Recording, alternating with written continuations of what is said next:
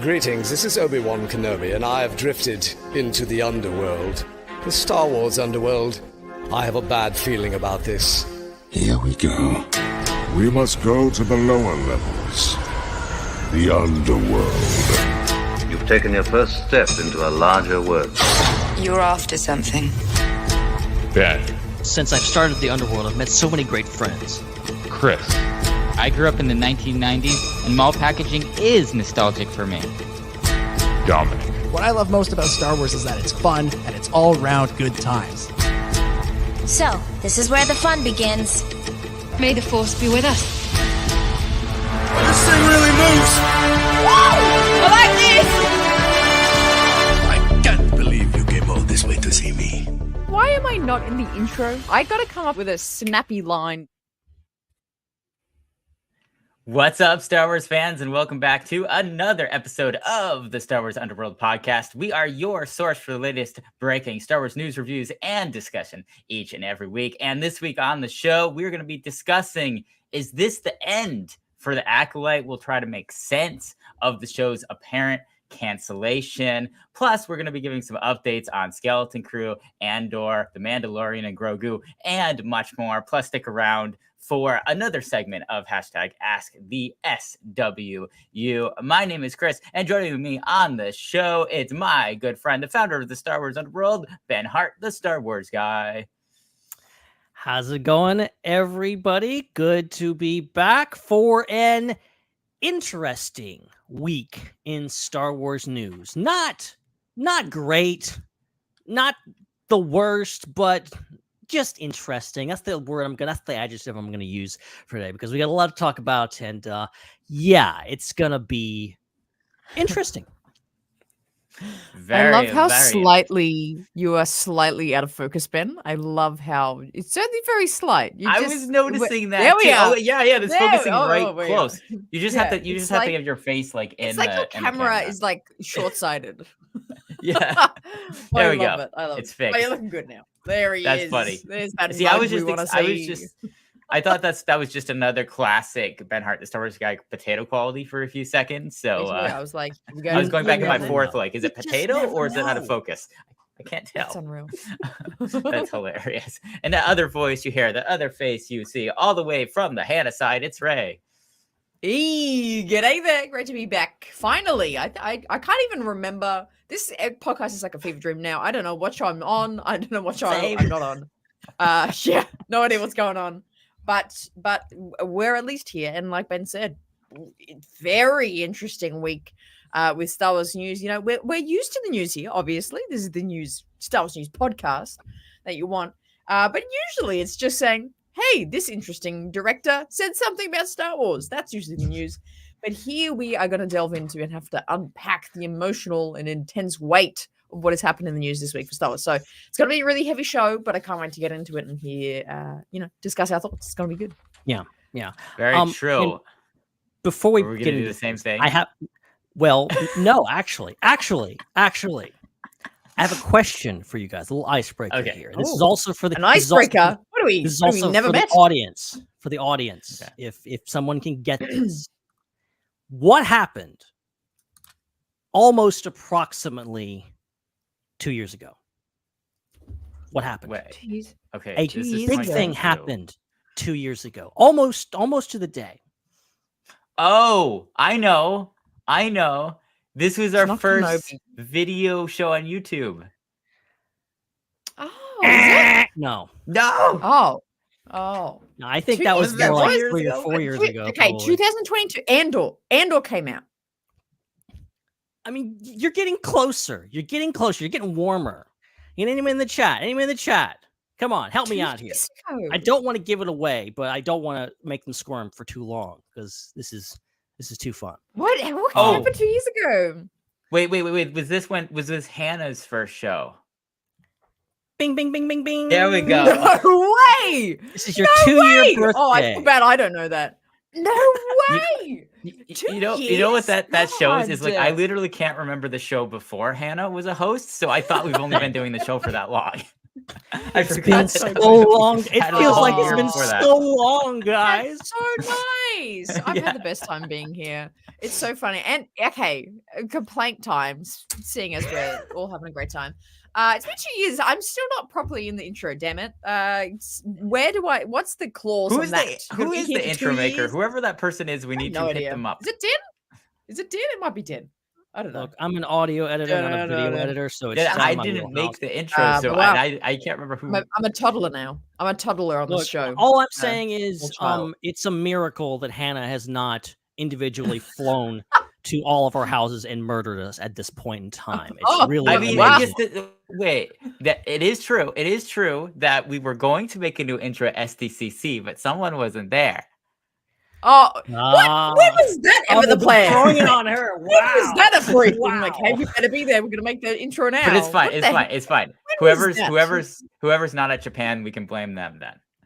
Whoever's not at Japan, because we know Hannah and Dom are gonna be there. So me and Ben are still maybes. I'll hold you to that, really. But yeah, wow, 2 years. Yes, you can.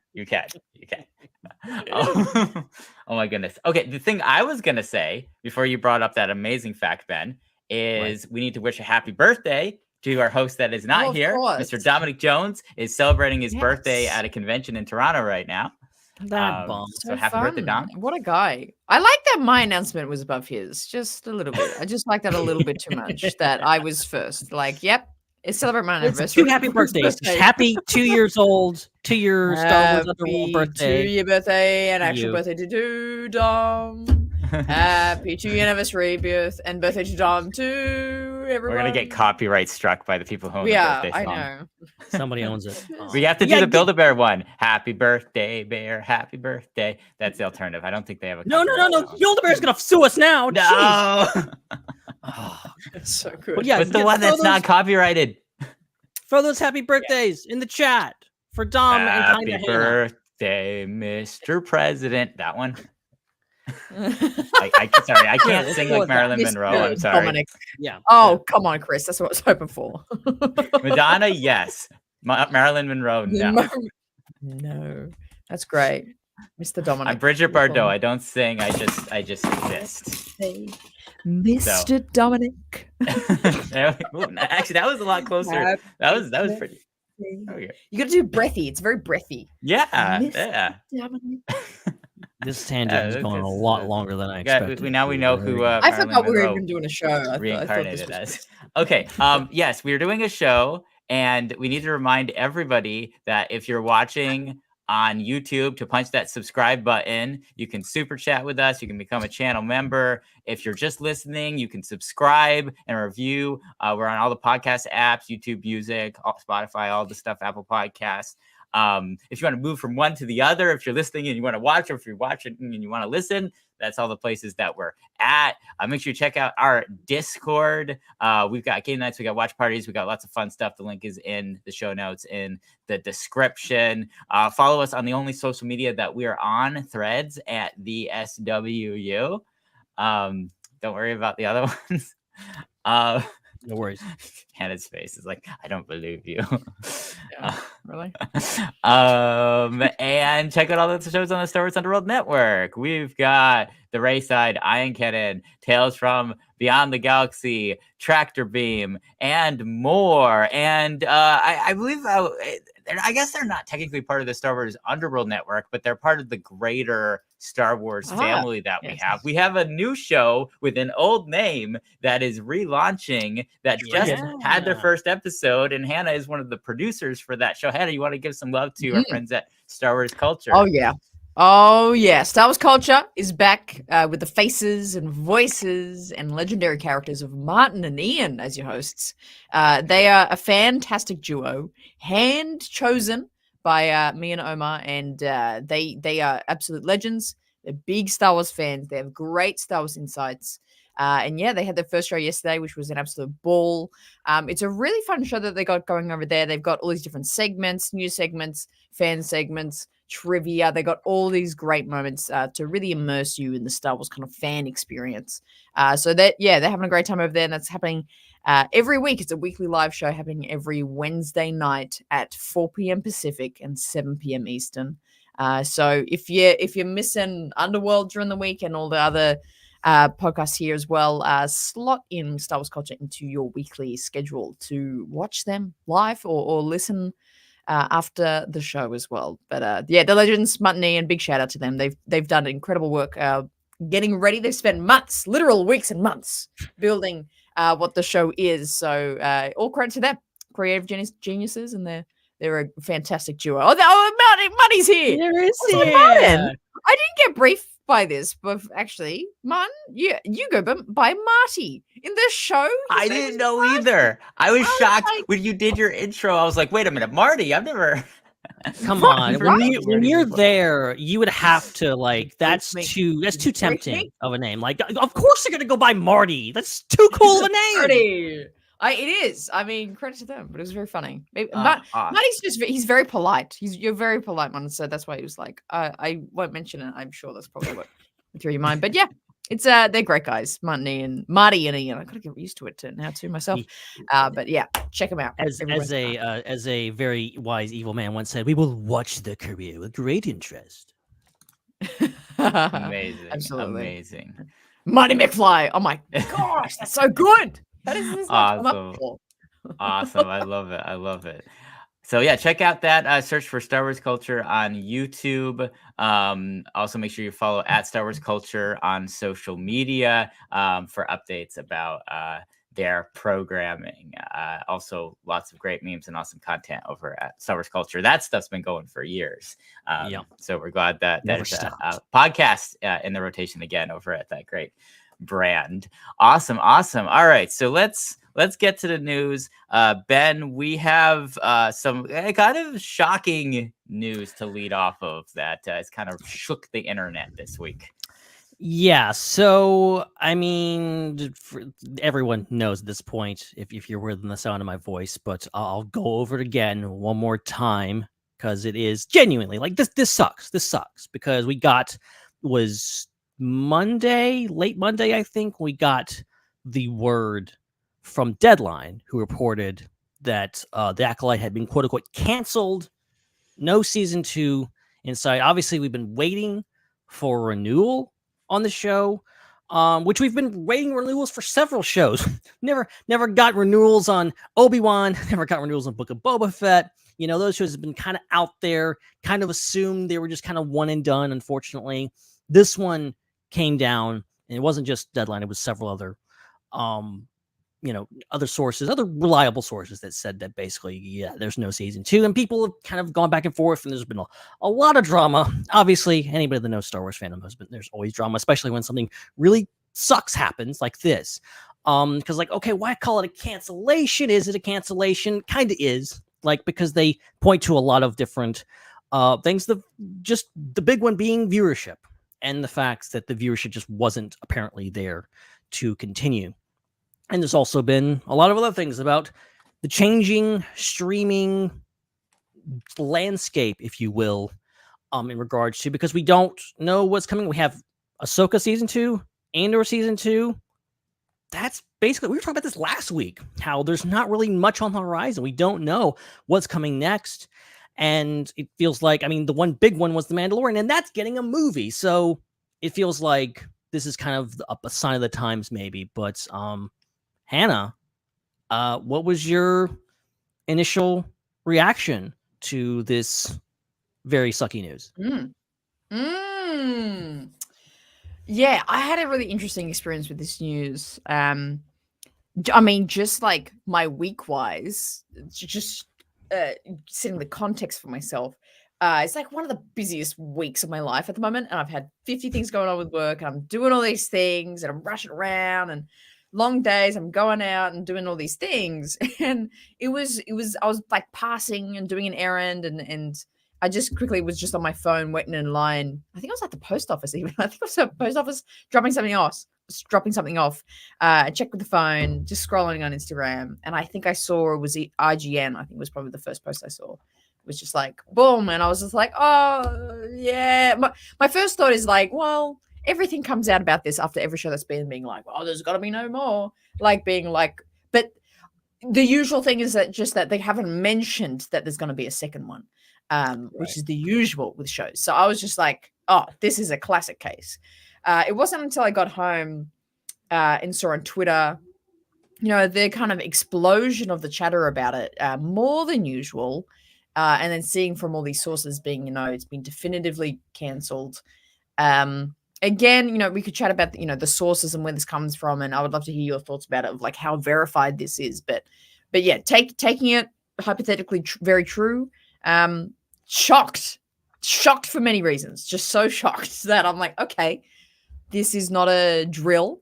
This is an official thing. If this is officially confirmed, if this is the direction, there's a lot of layers to why this is shocking.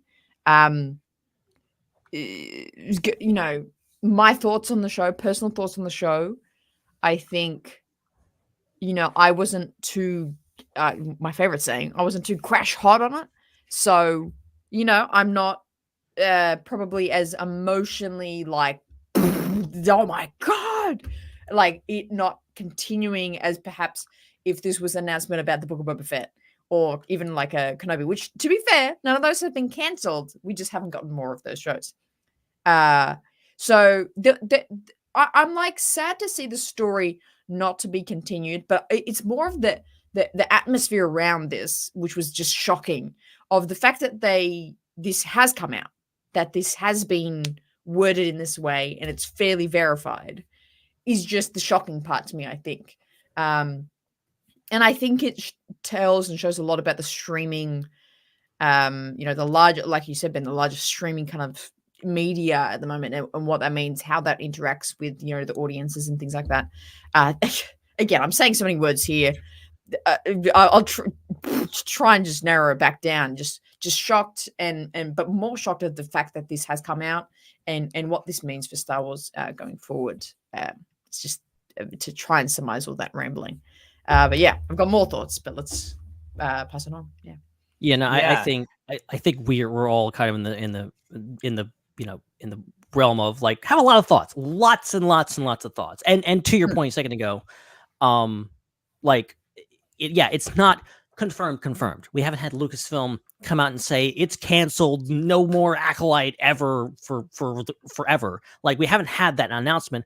We're probably not going to get that announcement. Like, Lucasfilm does not say things like this. They usually don't come out and report this. Usually when stuff like this happens, it comes out in the trades like this. Deadline maybe doesn't have a polished, record, but they are pretty reliable. And there's several other sites that also come out and basically confirm this. So you can pretty much take it to the bank. I want to be hopeful. I want to hope that they're wrong. They're all wrong. And Lucasfilm tomorrow is just like, psych! Acolyte season 2, 3, and 4 confirmed. But I don't think so. But Chris, please give us your thoughts. Yeah. So there's kind of like a few different angles on this. I mean, there's the angle that's from the perspective of they are just keeping even keel with content on Disney Plus, and just whatever does well, they're making more of. What doesn't do well, they're not making more of. So there's that take. Then there's the kind of angle of, well, they're shrinking the budgets for Star Wars shows. There's going to be fewer and fewer Star Wars shows because they're diverting that budget to more and more movies. And I think kind of the change over at Disney corporate could be related to that, and the change in direction. So there's that angle too. So I want to speak to it from both of those kind of business angles. So from the angle of just viewership on Disney Plus, we've seen two different metrics for the Acolyte. We've seen the kind of traditional metric from Nielsen, which suggests that it's definitely not the most popular show on Disney Plus. There are many shows that have higher viewerships than the Acolyte. And so perhaps that is playing into some things that they just don't think. I mean, the budget for the Acolyte was massive. So you definitely want it. You would expect it and want it to be one of the most popular shows for the amount of money they spent making it. So that's it. But then from the other perspective, when you look at more modern trackers that track kind of the online views and the more just kind of the online buzz around a show and how many people are talking about it, the Acolyte was near the top for the amount of buzz that it got. I think it was right up there with Kenobi for that. Right. So now a lot of that is clearly people talking about how much they don't like it, because the people who didn't like it were very vocal about that and talked a lot about it. It was kind of the thing over the summer to talk about how much you didn't like the Acolyte. It was a clickbaity thing that a lot of content creators did, unfortunately. But you got to know that even if people are talking about how much they don't like it, they're still watching it. And if they're still watching it, that means they're still subscribed to Disney Plus. They're still watching the ads on the ad accounts on Disney Plus, and then they're subscribed to the ad-free ones. So it doesn't really matter if people liked it or not. As long as people are watching it, they're making their money back. And so that kind of suggests to me that it probably wasn't due to popularity. So now moving on to the other take, which is the other angle of, this is just an unfortunate side effect of the fact that they're shrinking the amount of productions that they're doing for Star Wars for Disney Plus and focusing more on movies again. I can vibe with that, but the one problem that I have is I feel like every era should still be represented on Disney Plus if you're gonna do that. Like, you can have fewer shows, but you got to make sure that you have shows, at least one show going on that's in the Dark Times era, at least one show going on that's in the post original trilogy kind of Filoniverse era and Mandoverse era, and then you have at least one show that's existing in the High Republic or bridging from the High Republic to the prequels era.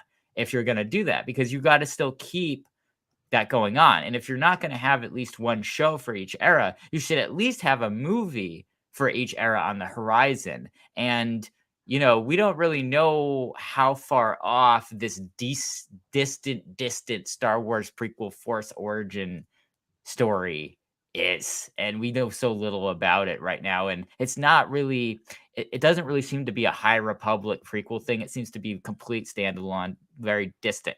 So what I'm worried about here is if they've decided that they're still going to have some Mandoverse shows in the future, maybe like an Ahsoka season 2 or another season of Mando, I'm worried that they're going to abandon the era that is very new right now, that has the publishing in the High Republic and has its first show and the Acolyte. I'm worried that they're just going to leave it out to dry, kind of like they did with the sequel era.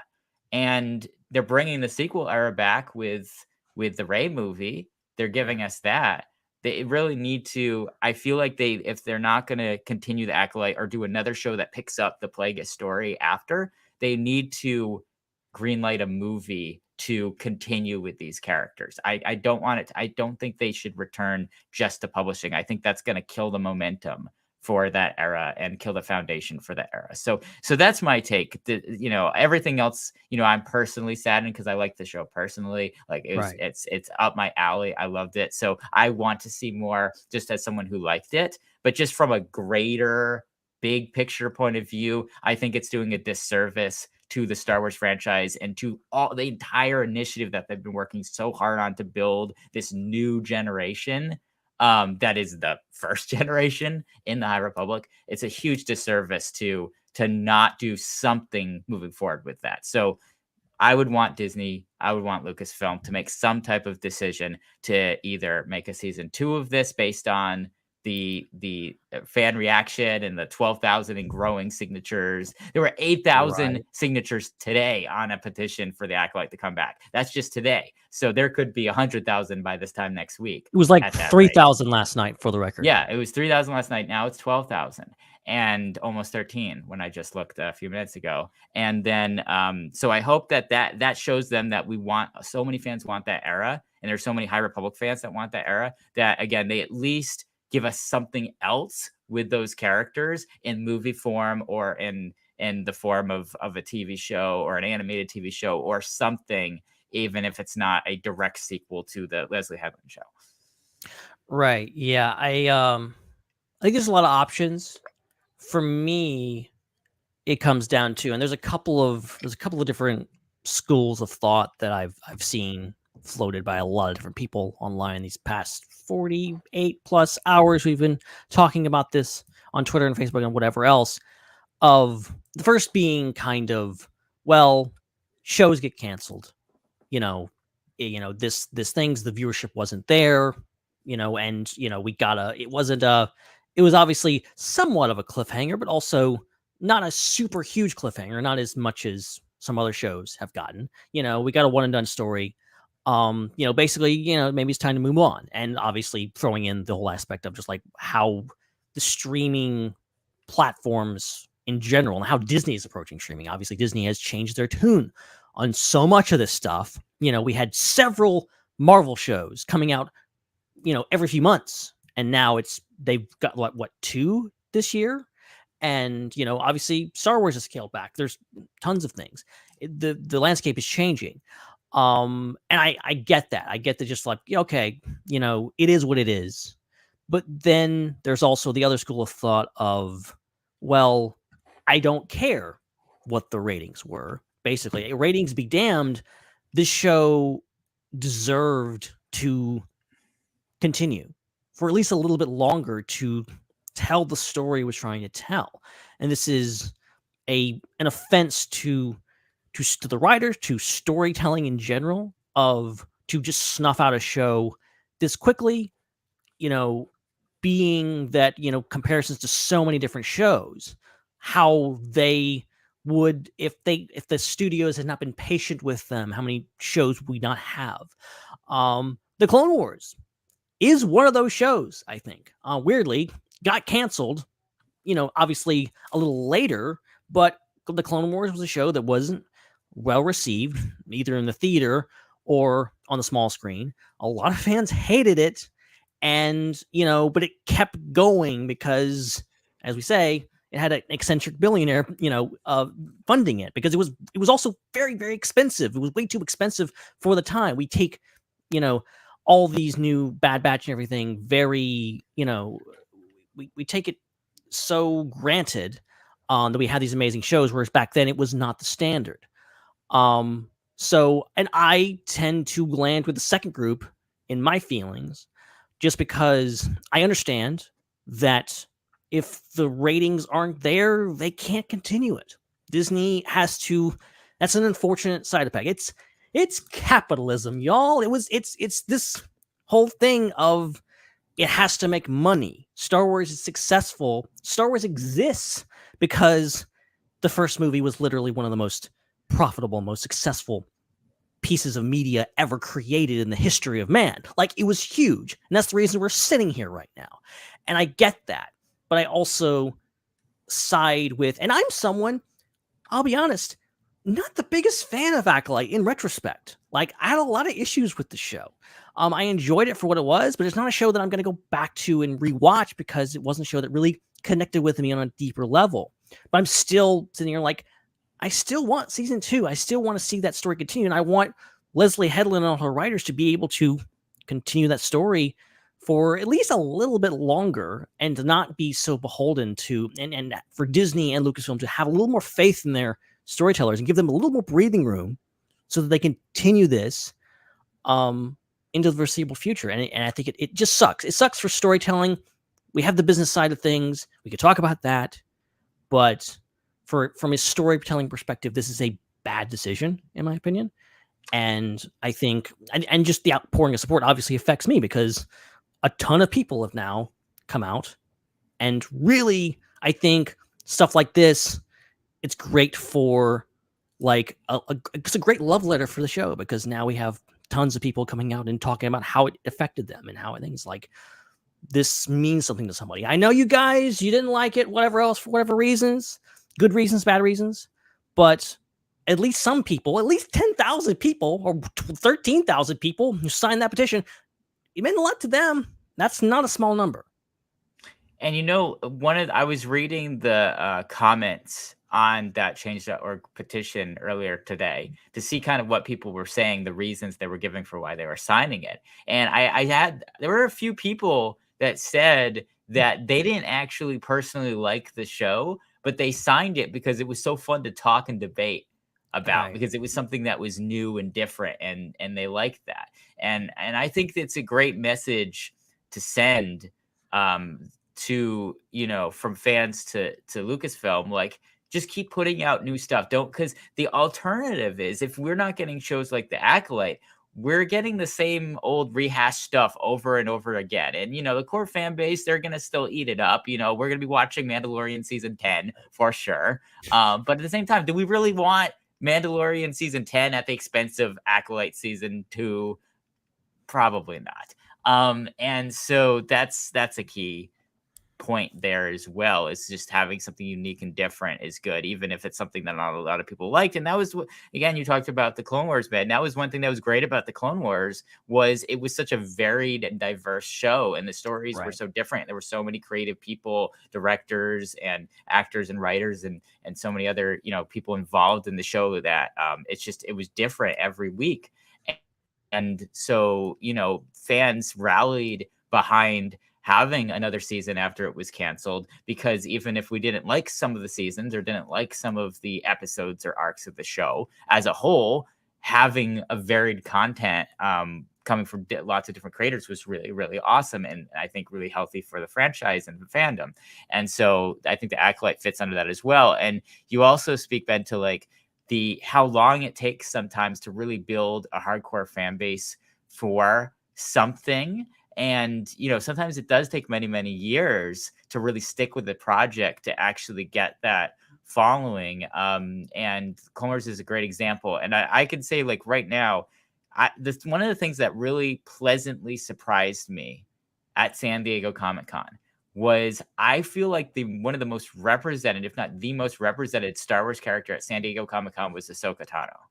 Like, there were a few cosplayers, but like when it came to like all of the just like people who had like their hair like Ahsoka, or like a Ahsoka backpack or Ahsoka t-shirt or Ahsoka hat, like there was just so many Ahsoka things at that convention. And we're talking about, it's been a while now since the Ahsoka show aired. It's been even longer since Clone Wars aired, and yet you still have that enduring popularity of that character. And that's because the Clone Wars kept continuing to see the full arc of her through. If they had just, left the Clone Wars after a few seasons or canceled it after the movie because the movie didn't do well with money, I don't think that Ahsoka would have become the cult favorite character that she is. And now we're talking 16 years after the Clone Wars movie came out, one of the most popular and represented characters at San Diego Comic-Con, the biggest geek pop culture event in the world.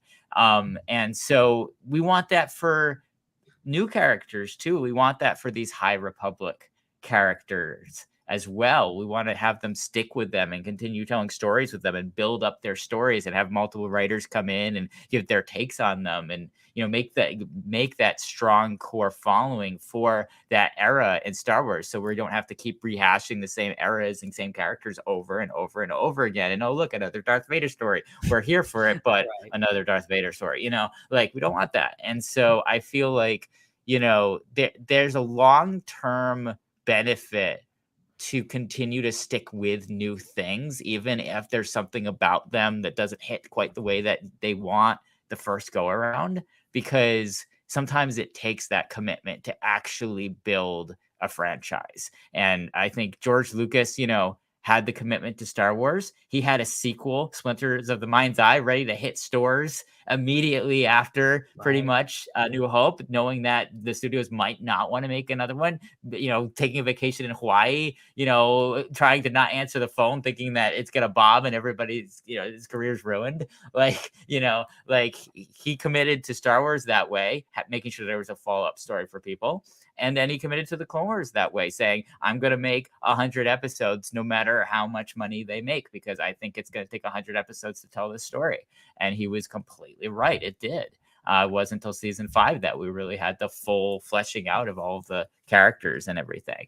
And so I think those lessons need to be taken to heart by the people making the decisions at Disney and Lucasfilm now. And I'm hoping that the fans continuing to spout at them through social media, through petitions, will hopefully give a chance for them to listen and think about why Star Wars is popular in the first place, because people commit to things.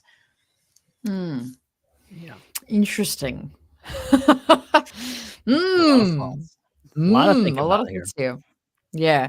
One thing I want to throw my thoughts of, because there's this really great clip of Sam Witwer talking about The Last Jedi and the fandom around that and the talk around that, and people not liking the movie, not liking Luke's portrayal, all that kind of thing.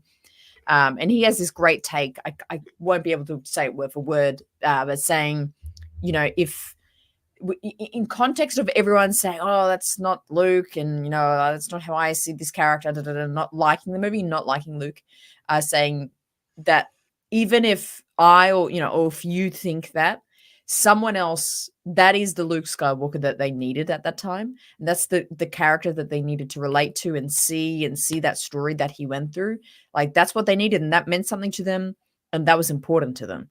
And that same concept, I think, for me applies to Acolyte. It's like I'm not bothered to throw my hat in the ring in terms of what I like. Well, this is my personal review of the show. This is what I think, so it should be canceled because I do hate it. It's not at all about that. It's about, this show has merit because it held something for certain people. These characters meant something to people, and that's important enough. Even if it's, this sounds like ridiculous, but like, even if it's one person, it's that kind of concept where it's like anything can mean anything to anyone, really. So I do want to, like what you were saying, touching a lot there, Chris, of the characters of the story. It did mean things to people that, regardless of what you think, like, we do have to acknowledge that, because we cannot deny the absolute monstrosity that the social media has been around this show, and it's been so verbose in its aggression. I don't want to say aggression. I'll change the word to intensity. And that's very, very, very true. So again, I kind of get what Ben, I think you're in a similar space here where it's like, no, right. It's not about my review of the show right now. It's not about like, whether I liked it or disliked it. It's about acknowledging the efforts and energies of the creators. We'll touch on this, I believe, in a little bit too, like the actors and the contributors to the show. It's acknowledging them, appreciating them, and appreciating that there's fans that really do connect with it. Like, that's not non-existent. But yeah, like that's, I think that's my biggest fear with this. 'Cause like I say, personally speaking, this is just for me. I could probably live without the Acolyte season 2. I things, but the thing is that I hate the precedent that this sets. I hate what I'm afraid of is, and call me cynical, but Lucasfilm has a habit of taking the wrong lessons from their failures. And, you go back to Solo: A Star Wars Story, and this movie that was marketed bad and released at a bad time and had an inflated budget because it was made twice and they fired the directors halfway through it. This whole mess. And people saw it and they're like, okay, this movie's actually good. I'd like to see a sequel to this. And they were planning sequels. We're not going to see them. And Kathleen Kennedy goes on record and says, oh yeah, our lesson from that was people don't like recast of classic trilogy characters. And I'm just like, no one said that, Kathy. I love you, but no one said that. Maybe some people said that, but it's this whole thing of like taking the wrong lesson. I think here it's just like, even if I didn't enjoy The Acolyte as much as I wanted to, I liked where they were going with this. I liked that this was live action TV outside the Skywalkers and outside of 2 cameos, one that we've never seen before, the other one being Yoda. Like there was no connection really to the Skywalker saga, and that's great. I want them. I'm like, please do more of this. And if their answer to this is like, okay, well, Acolyte didn't work out, we're going to pivot to something else, then that's fine. I'm afraid that Disney and Lucasfilm will just look at it and go like, well, people don't like that because they want all Skywalker stuff. They want Darth Vader and Luke Skywalker stories. I love Darth Vader and Luke Skywalker stories, but I want something different. Star Wars needs to grow and evolve, and Acolyte was that thing where, like, yes, I had issues with the execution, but it was heading in the right direction of giving us something new. And I hope that they don't rear back and go like, okay, well, we can't do that again. We can't do this particular thing. Because that's ultimately like we have now it's great to see Save the Acolyte trending and his petitions and a letter writing campaign and all this kind of stuff. And it's great. My thing is just like, the Acolyte could be quote unquote saved in a variety of different ways. It could be comics, books, continuing the story. We already have a couple of books coming already, so that's happening. But also an animated series, another live action series that's maybe not season 2, but something different, something related to this. There's so many different ways they could do that. And like what we're getting with Solo, apparently we're getting a Lando movie. I'm just like, yes, do that. Do something else with those characters and pivot, do something different so we can continue to get like a sequel, but it's not. I'm afraid of the precedent. I'm afraid of what they will learn from this. And I really I liked where they were going with this, because ultimately, it could be like, oh, we're expanding this out. We're finally getting away from the Skywalkers. And now this happens. I feel like the publishers were expecting a lot of investment into this era from Disney, because, we were at that publishing panel at San Diego Comic-Con, and it was like Acolyte everywhere for that. Like High Republic and Acolyte completely were the focus of publishing this year. And for the next year, all the books that are going to be coming out are pretty much High Republic or Acolyte related. So it's kind of surprising that they would not have a second season of the show or a follow-up for another show in that era or movie in that era, when the publishing seems to be full on for the next year on fleshing out that era and those characters. Yeah, I think, and they're definitely like, and like, I like what other people have said, like the marketing campaign for the Acolyte was on point. Like the way that they rolled out the Acolyte with everything, with the trailers, with everything from, Amanda Stenberg's amazing violin, a video that they did, and all this other stuff. Like it was amazing. And the pop tune, I know everybody loved it. I loved it. I love that we got a, Victoria Mahoney like thing. Like that's great. Pop like, tune? What are you, 60? Pop tune? Jeez, Ben. I what intonation was that? Pop tune. Doing your pop tunes out there, you kids going wild. Well, you know what's really, really interesting? So like I mentioned before, the engagement numbers, the streaming and engagement numbers for the Acolyte were one of the highest, if not the highest, for any Star Wars show. I'm looking at the comments right now in our live stream. We don't usually have so many very specific, articulate, well-written comments coming from Facebook. Right. Like sometimes we have a core YouTube audience that'll comment, and we love you guys. Once in a while, we'll get like 1 or 2 people on Facebook leaving like a short comment, like "Hello from this country" or like whatever. But like we have multiple like paragraph comments from Facebook with people either giving an opinion about why the show was a mistake and it shouldn't have happened, or why it was a mistake to cancel the show. So there you go. There's your engagement right there. We're getting more engagement now on our podcast talking about this than we usually do talking about anything else. So that just shows you that there's definitely a desire for more of this to be made so that it can be talked about either negatively or positively. Yeah. And I think ultimately, like, because there have been, the numbers that have been floated out have been disputed and saying like, no, actually, it did do good numbers, because there was that story that came about a few weeks ago. That was just like, oh, this was a heavily talked about show. That's not necessarily a good thing. A lot of people talking bad about this show. A lot of people talking bad about this show months and years before we saw any footage. Like this was a very talked about show online. That's not necessarily a good thing, but there was some streaming numbers. It did break some records, I think, and it was lower performing. But I think I think a lot of people are ignoring the idea of that that Disney has shifted focus. We had the launch of Disney Plus, and then we had all these different streaming shows, and then we had a Bob that came in, and he was like, all streaming, everybody gets a streaming show. You pulled an Oprah, you get a streaming show, and you get a streaming show.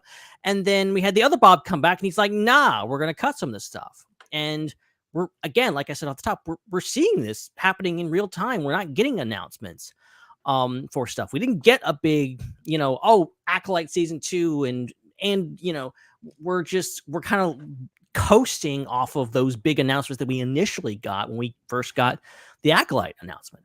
And I think we're seeing a shift in focus. I think we're seeing the fact that the Mandalorian, which was their golden baby, their green golden baby, has gone to the movie theaters. That we're not getting any of that on streaming anymore. That they want Star Wars back on the big screen, and maybe only back on the big screen, and maybe some of the other franchises too. But it is interesting. I think this upcoming Celebration is going to be telling. I think if Celebration Japan, if we go in and we come out of that and going like, oh, we got this, and it was so many announcements, it was amazing, we got this show and that show, then okay, we're things have kind of stabilized, we're kind of back on track. I think what I'm expecting is maybe not a lot of announcements, maybe just some, okay, we're wrapping up Andor, we're wrapping up Ahsoka, and then maybe that's it for a little while. And maybe we'll just have animation on Disney Plus, and the live action stuff will return to the theaters. And I'm not saying that's a bad thing. I like the era we've been in, but I also I'm ready for a change. I'm ready for them to do something different. I love that we've gotten all these streaming shows. I love that Star Wars entered the streaming world in this unprecedented time when people couldn't go outdoors because of COVID, and there was inflation. People didn't want to go to the movie theaters because it was too damn expensive. But now that bubble has burst, and now we are heading back into this presumably different era of entertainment. And where that goes, who knows? But I think Acolyte. I think if Acolyte came out now, like if it hadn't been far enough along, we may not have gotten Acolyte in the first place. Like if it had been just a little bit later, they may have canned Acolyte before it even got into production. The fact that it's not getting a season 2 is probably more akin to the fact that they're moving away from streaming. Yeah, which I'm fine with as long as they replace it with whatever they're moving to. Right. Like an Acolyte movie. Give us an Acolyte movie. Yeah. Like they have a built-in fan base. If we get a Darth Plagueis movie, I will be 100% satisfied. 120%. I'm one of the people that was like, I'm not sure about the pacing of this series, but it might have worked better as a movie. I think the concept, even just talking about this show, that always it didn't fit for me before, and it still doesn't fit too much, is that I think they should have lent into the High Republic element of this all just much more, because I think you have a basis, like a decent amount of people have read the High Republic books, but not everyone.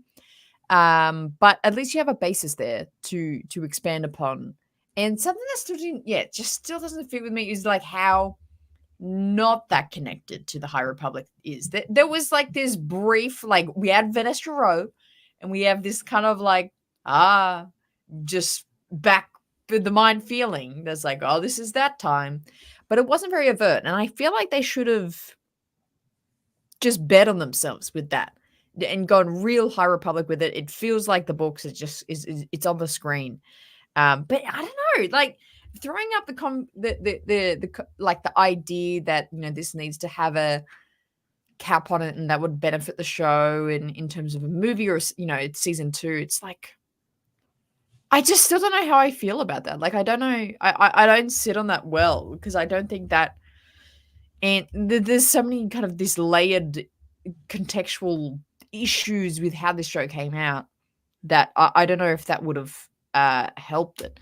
Which is funny that I'm saying that, because I'm the first person to say that every show should have at least 2 seasons. I think you can't really judge a show on one. So even if I didn't really love season 1, I still believe that. I think it is hard to fully tell and judge a story and a show and creative direction on one season. Really. Yeah. Tell me how many times you've heard this phrase. Tell me how many times you've heard this. Well, the series is great, but that first season is just weird and bad. Maybe just skip it altogether and go to season 2 or 3. Like, how many times have you ever heard that? I heard people say that about Clone Wars, and I'm a Clone Wars heavy apologist. Like, I love season 1 of Clone Wars, but I've heard people say like season 1's kind of and I'm like, okay, I kind of get that, but also like things, and it sucks. I get from a time perspective of just like, it should be good from the start. It should be this. And I have serious issues with the Acolyte, and I get that. But at the same time, it's this whole thing of, storytelling versus it's got to be successful. It's got to make money. It's got to fit the narrative, and it's got to fit into the overruling company's overall media strategy. And I don't think the Acolyte was doing that. I feel like if I came into the Acolyte knowing that there would only be one season, I wouldn't have liked the show as much. Because I think a lot of my enjoyment of the show was the things that they were introducing and my excitement to see more of that in the future. Like, I was very excited for the introduction of Osha and Maya's characters. I was very excited for the introduction of Plagueis into the storyline and a new Sith character and the Stranger. Like, I think that, they didn't flesh all these characters out. They didn't complete these characters' arcs. They completed the story arc of season 1 and solving the mystery of what was going on, but they did not complete the character arcs in season 1 at all. And so I think it's very much an unsatisfying show if you just have one season, and it changes my perspective on it a little bit. And that's unfortunate. And it makes me wonder, even though I kind of felt like from some of the interviews that Leslie Headland did that she kind of was very uncertain if there would be a season 2 and wanted to make sure season 1 did wrap up its main plot in case there wasn't one. And she did talk about how, I think there wasn't really, it's not like there's an overarching plot that is like 2 or 3 seasons, kind of like how Andor is. It's just a one plot in one season, and then just kind of future sketches for the characters is the idea that I got, and character arcs for the future. Even though that's the case, I do feel like I wonder if this show would have been written differently if they had known that they just had one season. I wonder if they would have picked up the pace. I wonder if they would have focused a little bit more on the dark side of things. I wonder about these things. I'm very curious if someone would ask, if anyone listening has a chance to interview any of the creators of the show, ask them, would you have paced the show differently? Would you have moved faster with certain storylines if you knew you were only going to have one season to tell everything about this?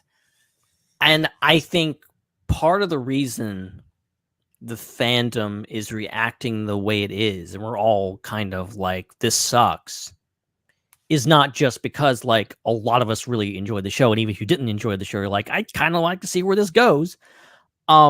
You had Leslie Headland out there talking a lot about, well, in season 2 this, season 2 that.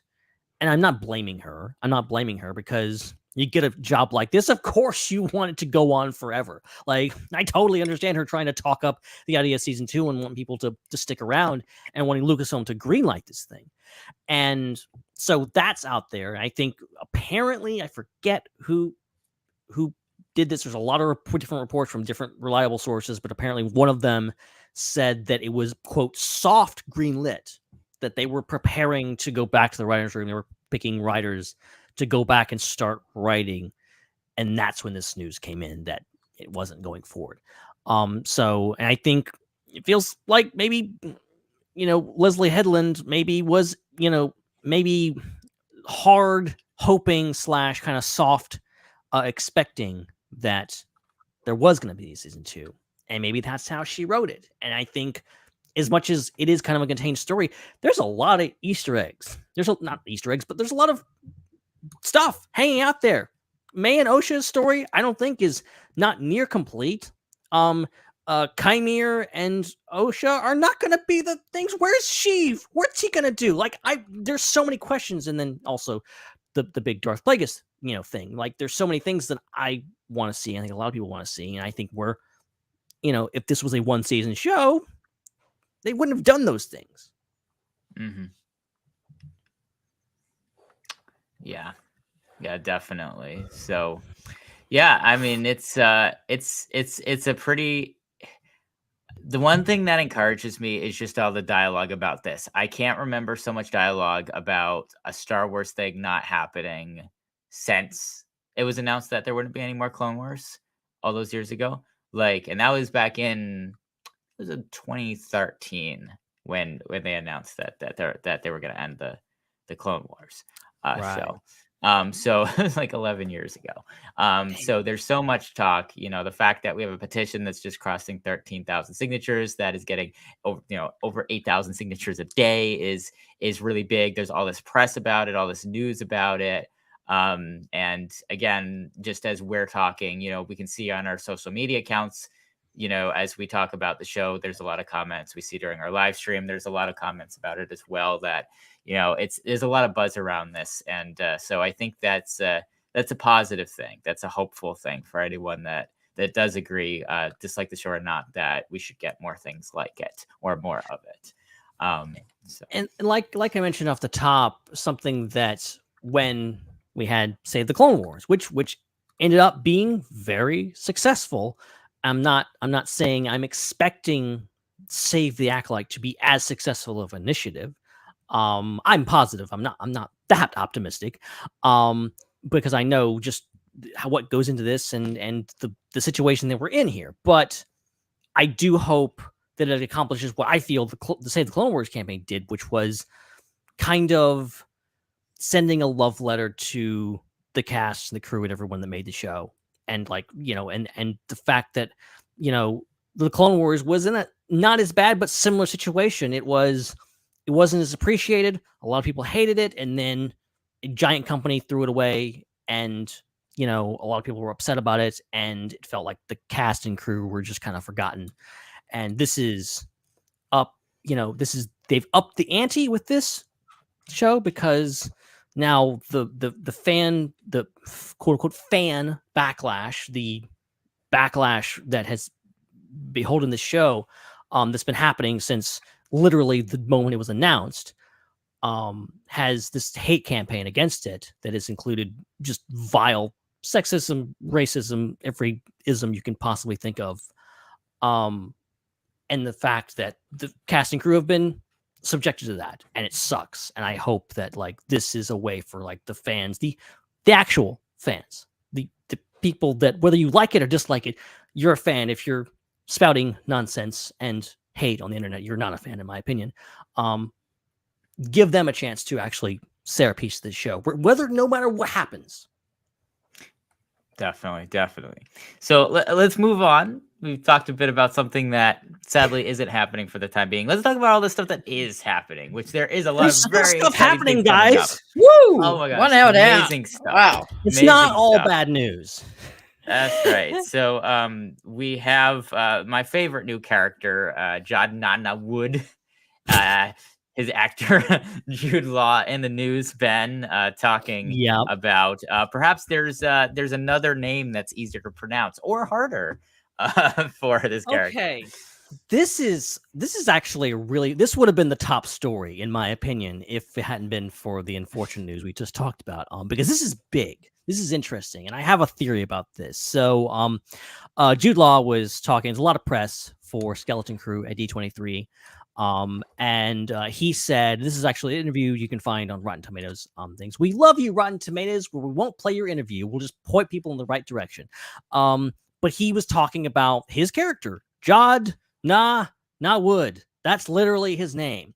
And he said, quote, I play a character named called Jod. Well, that's one of his names. He is someone they meet and who is there to sort of try and help them back to their home planet. And you never quite know whether he's trustworthy.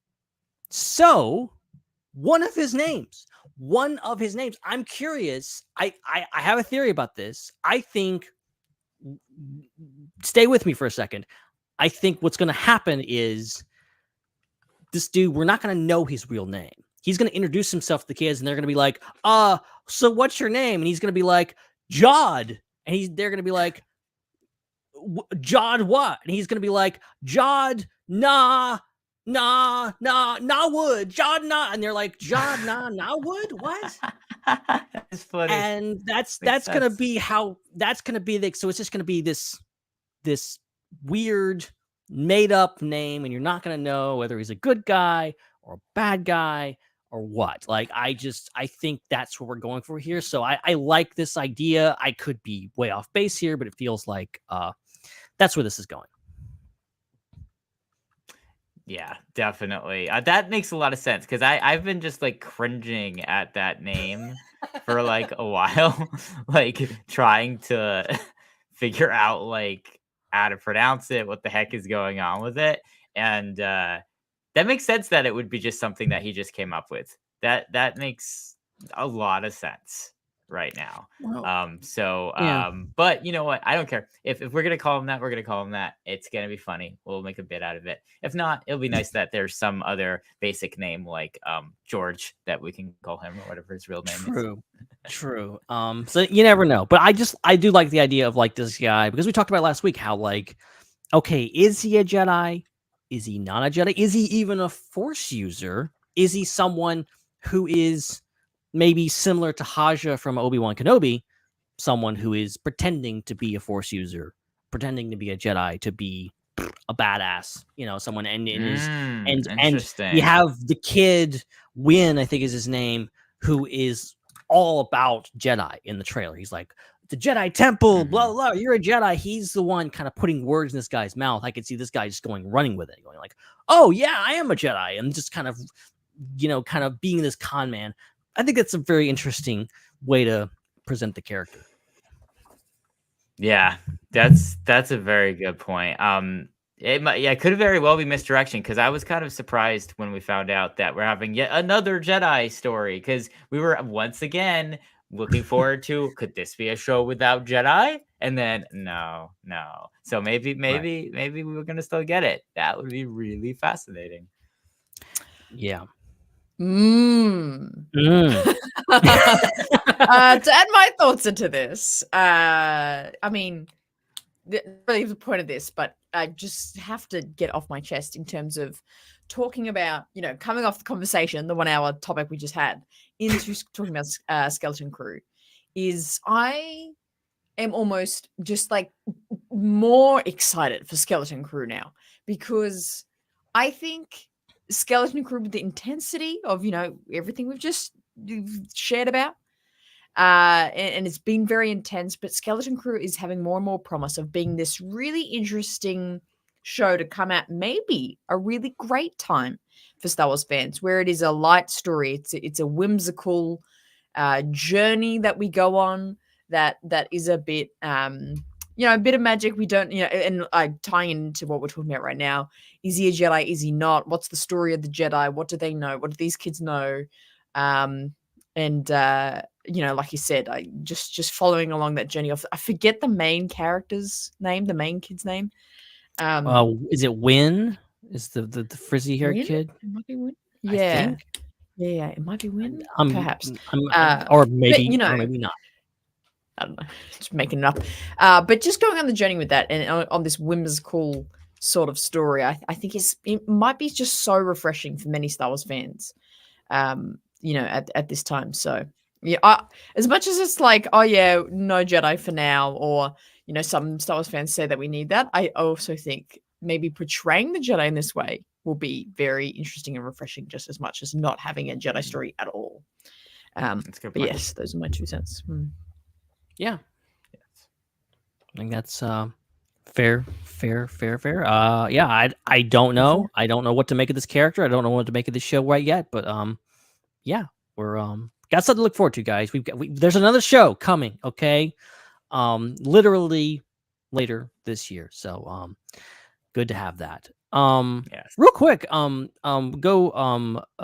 We talked a lot about it. Andor is also on the horizon, and actors have been talking about that.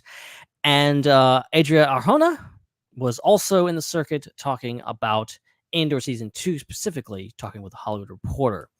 And interesting quote. It's not like big revelations, but it's also like, you know, kind of like, because I was wondering recently, I'm just like, is Andor season 2 really gonna bring it? Andor season 3 is like, is it gonna be as good as season 1? Can it live up to that hype? Because we so hype. Well, some of us anyway. Some of us hate Andor with a passion. You're muted. I'm muted. Damn it! I was saying I'm converted. No, I'm a part of it now. I am actually very excited. I'm quite keen. I definitely have converted myself. One of us. Wait, very rare. This doesn't usually happen. This rarely happens, if anything. So, but I have been. I have turned. Turn to the light. But Adriana Hona, she had something to say about this, and she says, "Quote: Oh man, when I read season 1, I pinched myself, and when I started reading season 2, I was like, Tony Gilroy can't outdo season 1. I was again like, it's not going to be as good, but it was effing better. It's so much better. It is. What he crafted and created is mind blowing. I can't believe I got to be part of it. He's so talented, and he really outdid himself for season 2." End quote. So, it's effing good, guys. It's effing better than season 1. Do we believe it? Yes, because the originally this was going to be 4 seasons of 4 seasons. Yeah, and 5 now seasons it's 1 total, I think. Well, so also, 3 seasons have been mashed into 1. It's a triple How about we just all let's all say our thoughts of season 2 at the same time? Let's do that. 3, 2, 1. Oh, no. I think it should be really good. But I mean, we also have to consider, like, as we were just talking about, the 5 seasons of Andor may have come in conflict with Disney wanting to pull back on things. I mean, like, no, we can't do 5 seasons of that. Please, we can't afford that, and we don't want to do that. So yeah, it sucks, but also I'm not even sure how realistic that was to begin with. I think they just threw that out there, just like, we wanted to do 5 seasons, but can this please mean that every episode is 1 hour long? Please, thank you. Oh, at least they can give us that, because one of the things that I really liked about season 1 of Andor was how slow paced it was. I actually enjoyed how it literally went into the minutia of daily life. I mean, for crying out loud, there was a 10-minute scene of someone just eating cereal. Like, I like that pace. Yeah. I like that pace. And I kind of will be annoyed if they pick that up in season 2. I mean, it'll be cool to see lots of things happen quick, but I really love the pacing of season 1. And the fact that they took a story that originally was plotted out to be like 4 or 5 seasons and then put it into 2 seasons, like, especially with the second season getting all that, with the first season kind of built as it being expected to be a 5-season show. Like, yeah, it concerns me a little bit.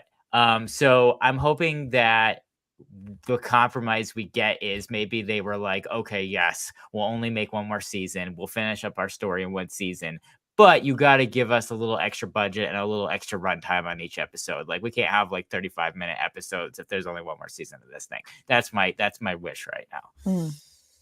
Yeah, for sure. I think, just talking about the interest of a season 2, I think Andor will get the benefit of what we were talking about with Acolyte of, the creatives have some sort of, I don't think they're reading the YouTube comments of people saying what they think about Andor, but they're getting the feedback in a creatively professional way, and you learn something and you gain something. And it's definitely not changing to the wishes of the online presence and online audience, but you refine. I think, with any creative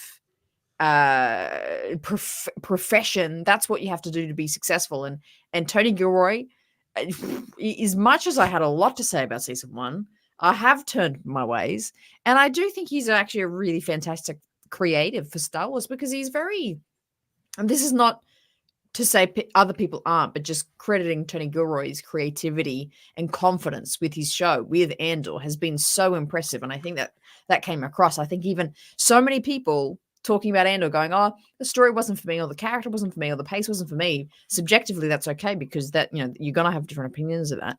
But almost unanimously, everyone said, "But the production was fantastic." But it was the writing was really full on and it was really well rounded, and that compliment was so there. So let me just remember what this whole point of my ramble was about. The refining that it will go to for season 2, I have full faith in, because you can, season 1 is all, you have to spend a lot of writing and exposition and narrative on setup, and you have to do a lot of, this is the planet we're in. These are the townspeople of the planet of the town we're in. These are what they do for their lives. Like, you have to do a lot of that to establish a story. And season 2 can really launch off and with this interesting format it will be, where it's like 4 episode arcs with a year time jump in between each arc. Right. Interesting format, really bizarre. But I think we have the ability to do that.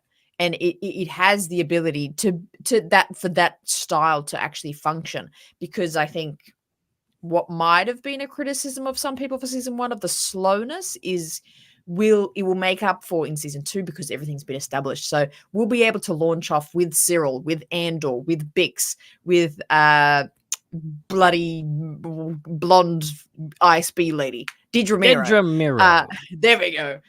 We'll be able to really launch off with those characters and like get deep into like any conflict or what they get into or what they're doing, because we had that slower, more detailed. What did you say before, Chris? I love that word, minutia of like their lives and their contexts. So season 2, like with that, just my opinion of this, the style of this and this having this season 2 in this way, it's just like that is a format, that is a formula for success, to have interesting, really in-depth stories that we haven't gotten too much maybe of this like intensity before.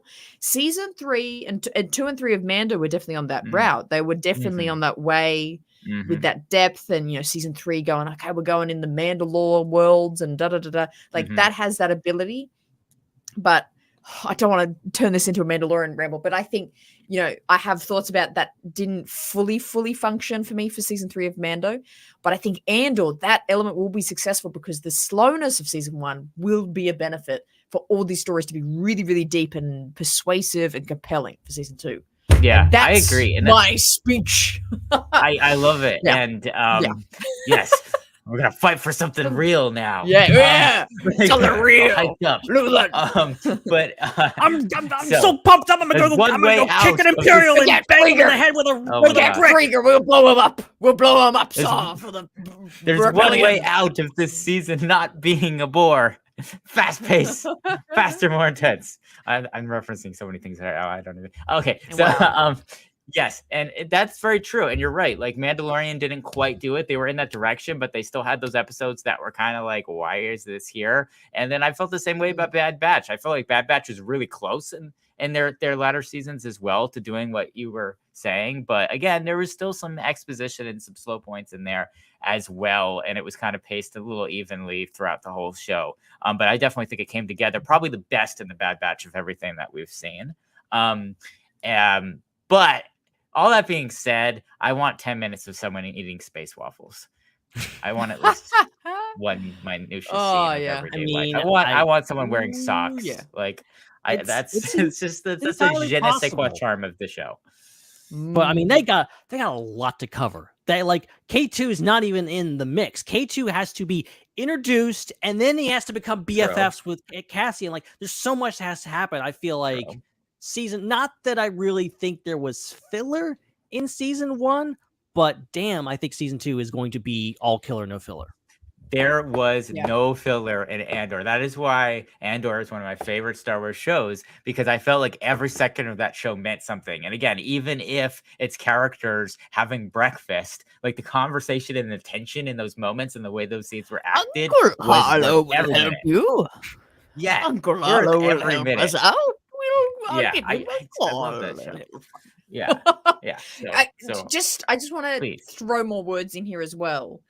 To this point, I mean, talking about all shows, all the points we're making here, I think will be the benefit to Ahsoka season 2 happening.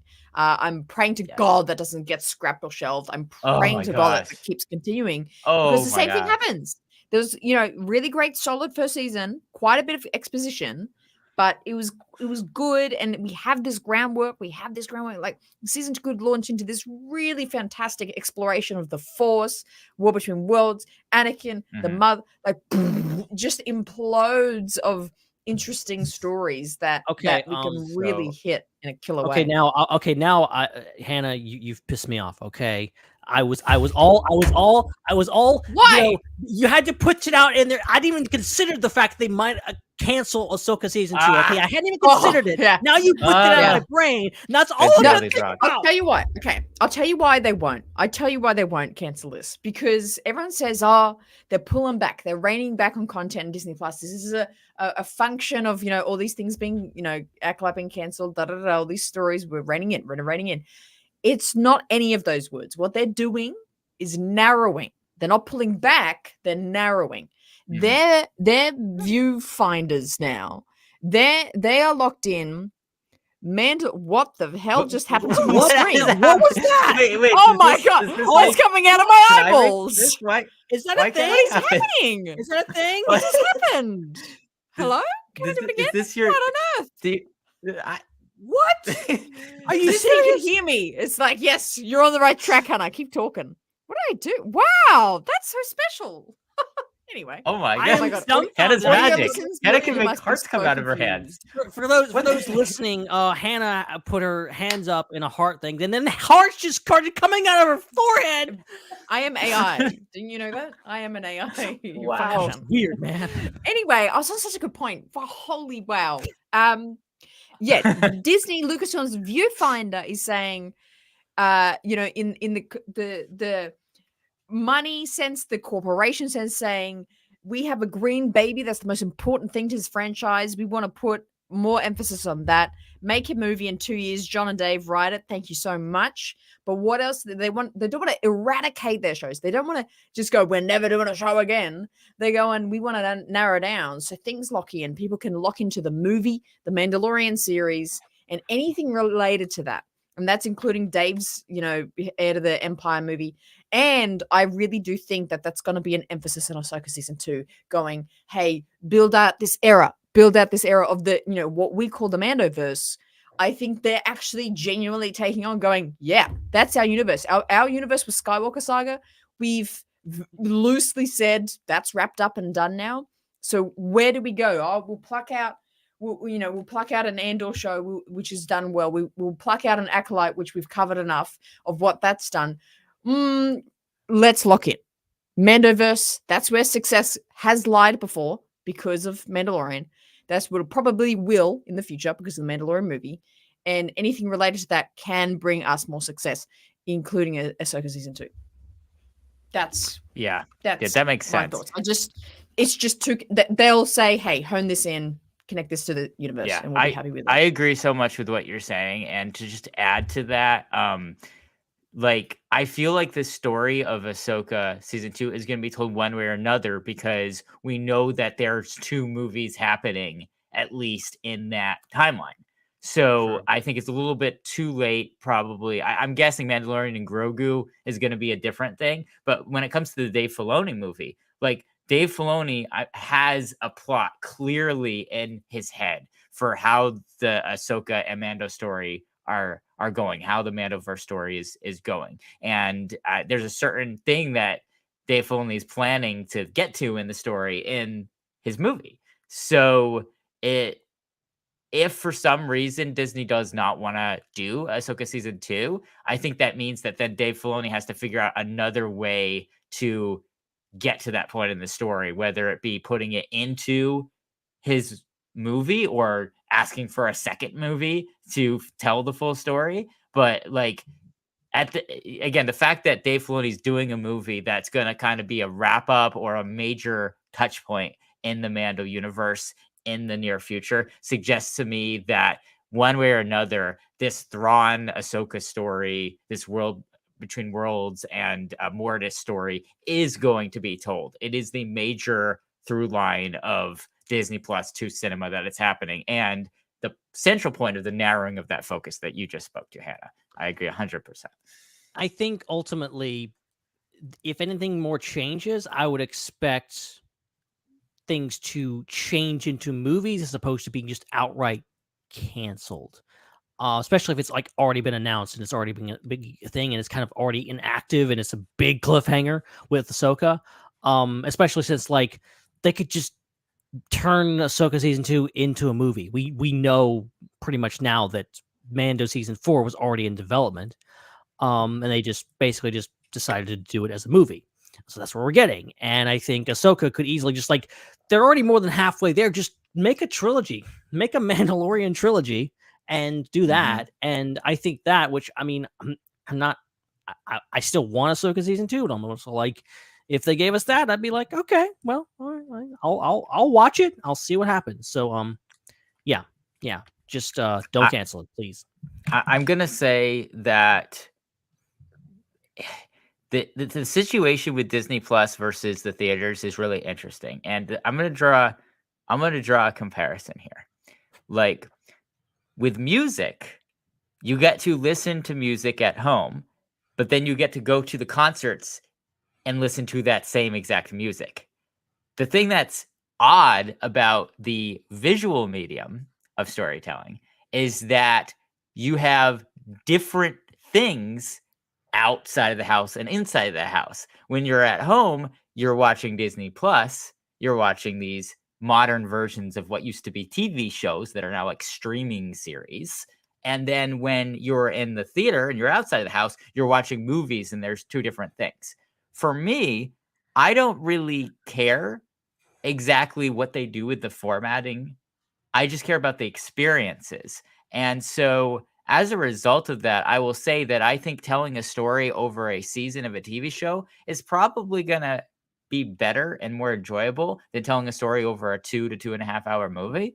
But at the same time, I want the experience of being able to go to the theater and hang out with my friends and make it a whole big event, like a concert almost, seeing it. So I wonder if at some point they can find a way to have a happy medium of these two things, where maybe they can put more of the big episodes of the streaming shows in theaters, or if they can, have, more movie-sized things that are released kind of both on Disney Plus and in theaters at the same time, so we can kind of have both those experiences. Because it's interesting how the packaging is formatted around deprecated technology at this point, that it's kind of retroactive. So yeah, I'm excited that we're gonna see stuff in theaters, but at the same time, I also want that long format of a TV show too. So it's a very interesting balance between those two things. Because you get more content in the end. Yeah. I have another comment to say. This is such a wild show. This is like, we're just talking about everything today. But let me just say this, and you guys will get this because you both were at SDCC. But I think what Lucasfilm, if they haven't already thought this, they should think this. And it's Hayden Christensen is the RDJ of Star Wars. Oh. That, like, I'm not a Marvel person, so I just do not hold any opinion or insight into like him. But all I know is I was like, isn't that Iron Man? Oh, he's a villain, other big dude now. Okay, whatever. But recognizable. Some people going yay, nay, whatever. That Marvel's another thing. But Hayden Christensen is that ticket, I think, for Lucasfilm at this point. And I think that's why it was such an interesting bet to put him. Like, Kenobi made sense contextually, like that's the right thing.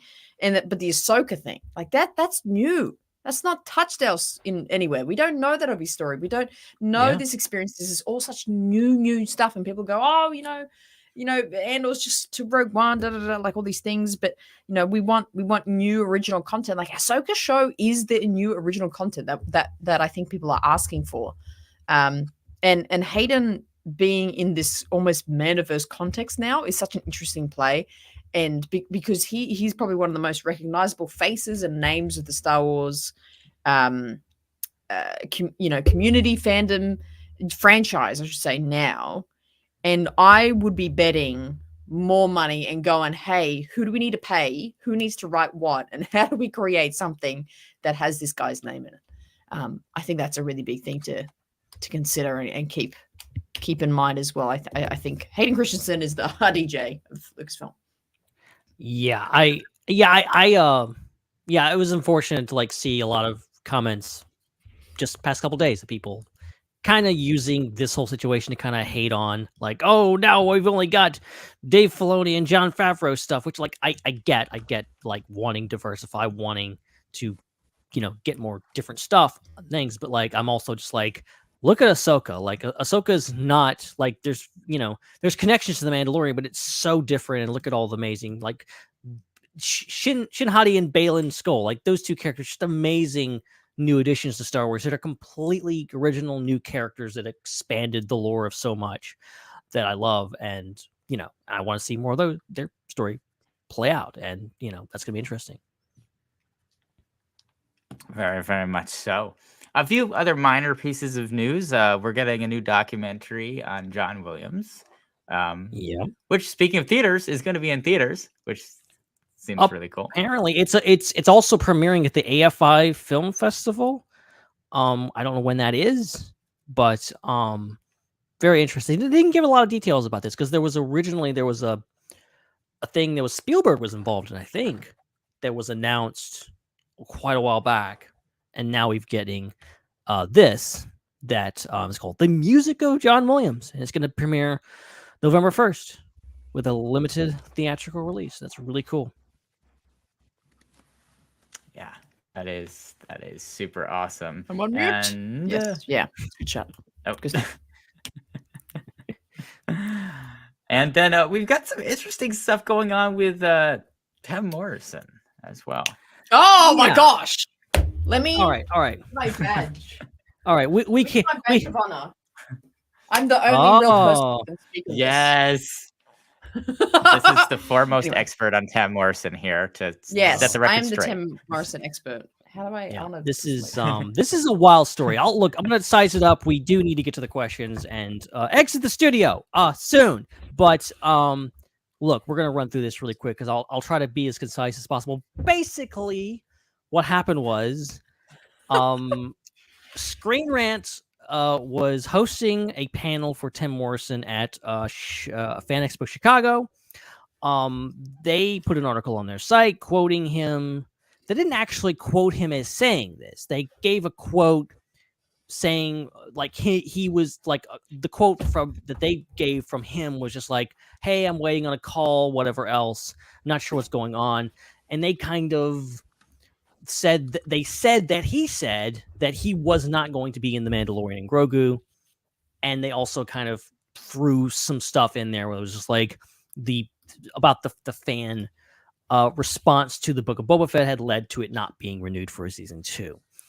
And along comes our friends at the Boba Fett fan club who started, because I was noticing this when it started came out, I'm like, this doesn't completely add up.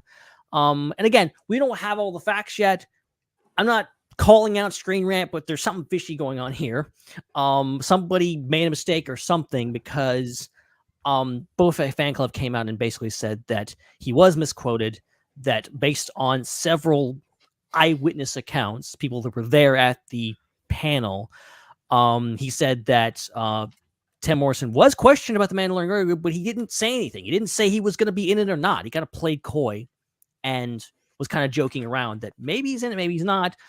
He did confirm that he was going to be in the Mandalorian season 4, but didn't. It just because of things the way it went, he didn't happen. So I don't know if that means that he was written out or rewritten into the Mandalorian and Grogu. He's not saying either way. So people, the report that was going around, they were saying like he's definitely not going to be in the Mandalorian Grogu. Doesn't seem to be true. And he also says, he said this before, that he's still waiting on a call for Book of Boba Fett season 2, as we all are, Tim, as we all are.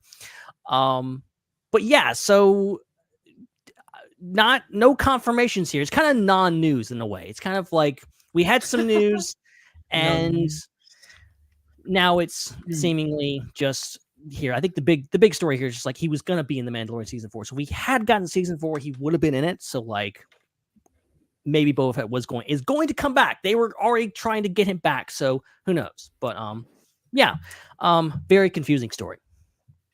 Yes. Well, as the unofficial Tim Morrison, I mean, he sung to me. What's my title? Wife? I don't know. You're the senior Tim Morrison correspondent. Yes, I'm going to put that in my bio now. Senior Tim Morrison correspondent. If you have a whole ass show about your character that is your face, that you are one of the most known faces for, you gotta talk about it and say, I hope there's another one. I hope I do more. I want to hear more about it. Like, I want to get that call. And also the whole line of like, I'm waiting for the call. That, like, every actor that has ever appeared at a convention that doesn't know about their future says that line. Mm-hmm. Everyone's like, oh my God, Disney hasn't called him. It's like, it's not literal. It kind of is literal, but kind of not really. But every actor ever about a show that they don't know the future of says that thing. Sometimes they've said it when they're like mid-shooting the next season or signed on the contract for 1 billion more seasons. They still go, oh, we haven't talked yet.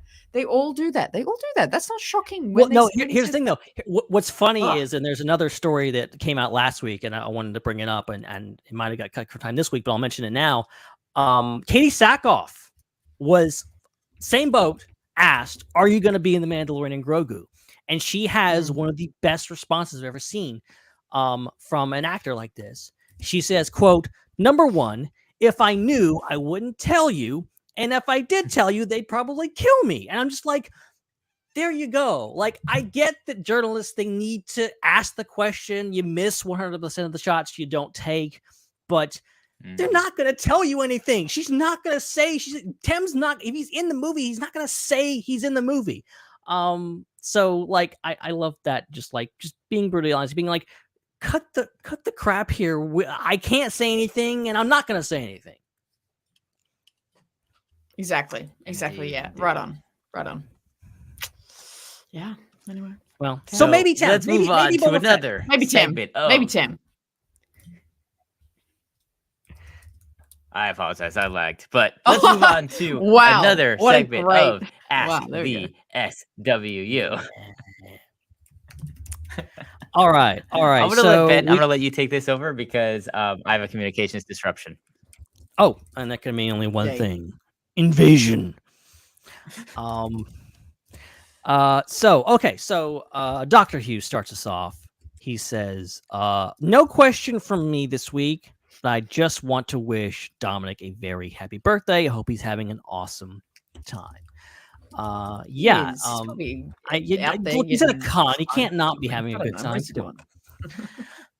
So, happy birthday, Dom, from all of us. And you better be here next week. I'm just kidding. Also, a Glitzer chimes in. They say, my question is for this week. Are we ever going to see a non-force wielder wield a lightsaber on a regular basis besides General Grievous? I know lightsaber wielding requires a lot of training, but it would be cool to see. And is there any character that you wish that was force sensitive? I wish Chewbacca was, or he would have a Commander Gree and that scout trooper sneaking up behind him. A character you wish was. I have no idea what the hell's going on. How you doing there, Chris? Okay. How you doing there? You coping champion? What the hell is going on? Okay. Absolute chumbo. What are you doing? Oh, I apologize if I'm lagging a little bit, but I'm going to try to get this monologue out. So, top 5 gripes in Star Wars. One of the biggest issues I have with Star Wars, one of the most horrible decisions ever made in Star Wars, was taking force sensitivity away from the bounty hunter Aurra Sing. Aurra Sing had an amazing backstory where she was a Jedi and she was being trained as a Force user, and then she was like kidnapped by space pirates, and then they they forced her into the underworld life to become a bounty hunter, but she still was using her Force abilities as a bounty hunter, and she has all these amazing comic book stories where she's pitted up against characters like Quinlan Voss, and it's so cool. And then they brought her into the Clone Wars show, and because she looked too much like Asajj Ventress and they didn't want to confuse 3-year-olds, they took her Force sensitivity away and left Ventress with her story and turned Ventress into a bounty hunter, gray Jedi character who had Force abilities. It is a travesty. It needs to be fixed. Aurra Sing needs to be cloned in the Snoke program and come back as a Force sensitive character. And rant. Hey, there's no body, okay? We're just taking Tobias Beckett's word that he killed her, so also true. You never know. I genuinely like, this is a good question because I like the idea of like lightsabers are just out there, especially after the fall of the Jedi. Like there's just like lightsabers out there. You would think more people would just have, like normal people would just have like, oh, I just have a lightsaber. Like, they might, I think there's this general understanding like anybody that doesn't have the Force might kill themselves with a lightsaber. But I like the idea that like Grievous did it, and with training, someone might be able to. We got a little bit of that with Sabine, but she turned out to be at least somewhat Force sensitive. So I would like to see. I like the idea of like, where you could go with that in regards to just having a character that is definitely not Force sensitive, can't use the Force, but wields a lightsaber.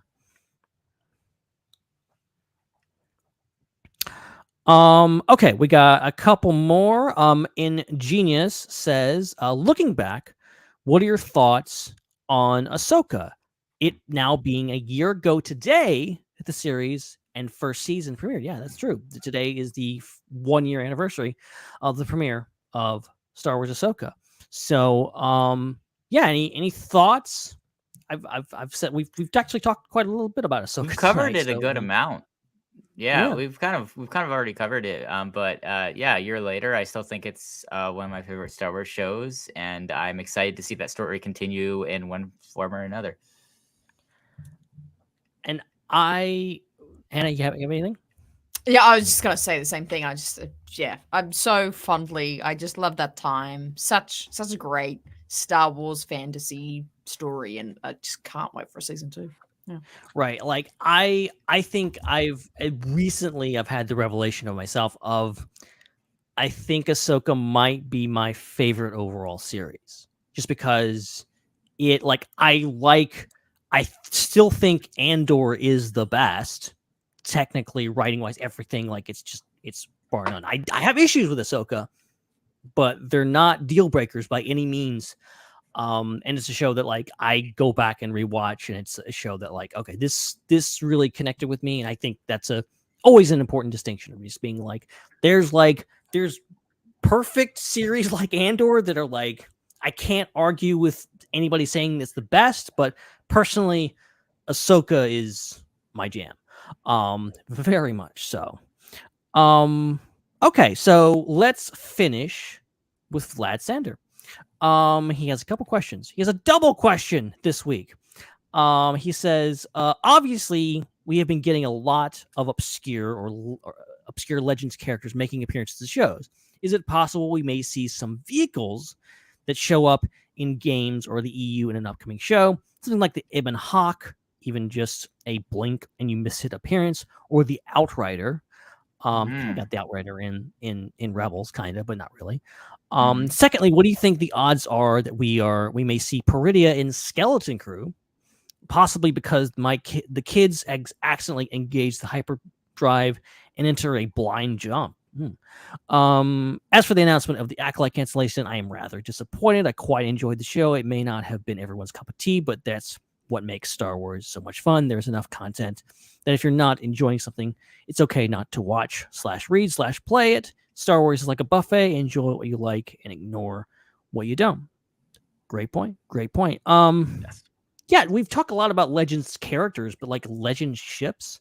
It's a lot of really good ones, and I don't know. Like the first thing that comes to mind to me is like the Super Star Destroyer Eclipse. It was Palpatine's Star Destroyer. Being that we have a resurgent empire in Mandalorian, I have a feeling that kind of ship design could show back up. Would be interesting. Yeah, I mean, just talking about the Peridia stuff, I would love that. Would love that 100%. That would be such a great tie-in, and again, going back to my big thing of narrowing down, focusing in. Hey, everyone, focus on this element, this world, this Mandoverse of time, of what's going on here. I think that'd be so cool. I would love that. I agree. I'm not expecting it. I agree. I'm not expecting it. I'm really not expecting Skeleton Crew to be that things, and I also just like the mechanics of getting the kids to Peridia, and then like I think my elevator like pitch for Skeleton Crew is kind of going to be the opposite of original Star Wars. I was just like, Star Wars is like, get out of the house, get off the farm, and go be a hero. I think Skeleton Crew is going to be like these kids like going home, being like, okay, home wasn't so bad. I want to go home. I don't want to be a hero. I don't want to be in danger anymore. I just want to go back to my house, to my mundane life, because that's where I should be. And so very interesting. Definitely. Yeah. Is that it? Did we cover it all? I think we did. That's it. That's it for another great segment of Ask the SWU. And if you want to submit your questions for next week, you can do that by going to the Ask the SWU section of our Discord server. And then, as always, we also will read any super chats that we get live on the show. We want to thank everybody for watching and listening to the show, and remind everybody that you can follow us on social media for more updates throughout the week at the SWU. Thank you, Ben, for hosting tonight. Oh, it was a pleasure as always. And I do say so. It's good to have you guys back. Okay. I really did not want to call Chad and Jesse again and be like, hey guys, they didn't show up again. You want to do a show? That would have been awkward. They deserved a night off. So yeah, great to have those guys. Glad to have them fill in, but it's good to have original recipe SW, at least most of us here. But then, I have a couple things to promote. I don't usually do this, but I have a couple things. First of all, new IPC out right now in your feeds. Okay, I should have said something last week, but now it's actually edited and in your podcast feeds. We talked about Deadpool and Wolverine. We talked about the High Republic. Weirdly, we had a big, long discussion about that. Didn't expect that to happen. And I found out live on air that I grew up in the same town as Channing Tatum. That was a rebel. Wow. How did I not know that? No idea. Oh, Ben. Ben. That news was broken to me. You can hear my live reaction to that. Fucking random. Random, to say the least. And also, check out the newest episode of Star Wars Spelled Out. We planned to do that with Josh for months, and finally did it, and it ended up being the night the news broke about the Acolyte cancellation. So that kind of dominated the discussion. So if you want to hear some raw thoughts from us about that whole situation, definitely go tune in that. It was a great episode. Awesome. You can find Ben on social media at Ben Hart with no E, spelled out exactly how I just said it. It's the words Ben, and then Hart, and then with, and then no, and then E. Or if you're watching, you can see him pointing to it on the screen. Hannah, thank you so much for hosting as well. My pleasure. A great time. I had indeed. I didn't realize how many things I had to get off my chest. So I appreciate and thank you guys for letting me ramble on some deep Star Wars thoughts I had today. But always a good time and such a pleasure. I'll plug something if I don't mind if I do. I can only say very few words about it. Otherwise, like Kenny Sackhoff, Disney will come and kill me probably. I am currently got pre-release to play Star Wars Outlaws, dropping next week. So starting from next week, from the 27th, from the Monday, I will be sharing a whole bunch of videos of my full review of the game, as well as my insights, what I felt from it, what I didn't like, what I did like, and doing a bunch of live shows playing the game as well again. So if you want to jump into Star Wars gaming or just want to know more about the game, definitely go check out the content. I'll be dropping all over the place next week. But I'm playing it. That's what I'm saying. I'm playing the game. It's a good, yeah. I can't even say any other adjectives. All I can say is I am playing the game. No adjectives. Don't sue me, Disney. Amazing. So you can check out all that amazing content over at the Raeside. For those just listening, that's spelled the R-A-E side. Check it out. And of course, you can follow me at Seek3PO, SEEK3PO on social media. We want to remind everybody about our Discord. Make sure that you check that out for our game nights and our discussions about things beyond Star Wars, and a really fun group about Star Wars Celebration Japan if you're planning on going or wishing to go. We have people in there teaching Japanese. It's super cool. Check it out. Yeah. Check it out. The link is in the description and the show notes. Whatever text is along with this video or audio, you will find the link to join our Discord server. And make sure you check out all those other shows on the Star Wars World Network, including the Raeside, which we just mentioned, as well as I Can Tales from Beyond the Galaxy, Tractor Beam, and more. And check out our new cousin show, our new old cousin show, Star Wars Culture, over on their channel. You can find them at Star Wars Culture, or is it SWU Culture? Ben, what is the official handle on X? Help me. It's SWC Culture. SW Culture. Sorry. SW Culture. Yeah. At SW Culture on I forgot that we were so lucky to get SW Culture. I can't believe we still got that. Yeah. Somebody else has at Star Wars Culture still, I think. So don't. If you follow them, just harass them and tell them to give the username to us. Thank you. Awesome.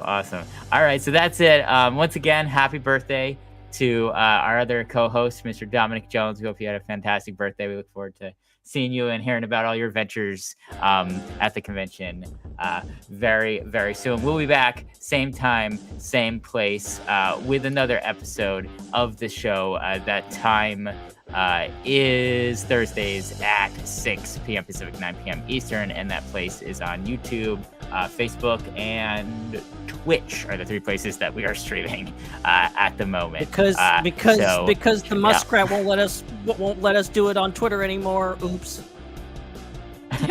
That's right. So until then, until we see you again, for Ben and Hannah and all the other fantastic people we have here at the Star Wars Underworld, my name is Chris, and may the Force be with ya.